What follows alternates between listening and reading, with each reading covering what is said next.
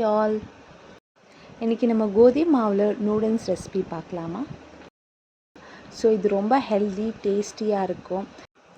இப்போ நம்ம 3 கப் வீட் ஃப்ளார் எடுத்துக்கலாம், கோதுமை மாவு எடுத்துக்கலாம், மஞ்சள் தூள் ஆட் பண்ணிக்கலாம், சால்ட் ஆட் பண்ணிவிட்டு நல்லா மிக்ஸ் பண்ணிக்கலாம்.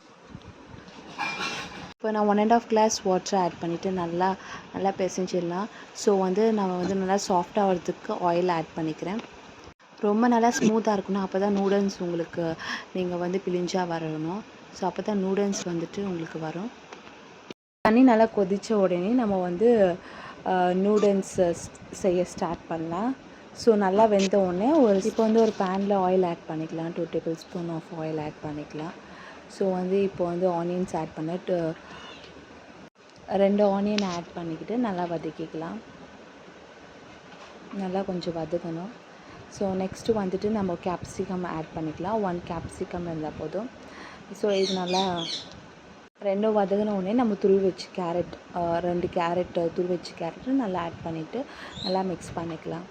ஸோ இது வதங்கின உடனே நம்ம 1 tablespoon of salt add பண்ணலாம். இப்போ 1 கப் டொமேட்டோ சாஸ் ஆட் பண்ணிக்கலாம்.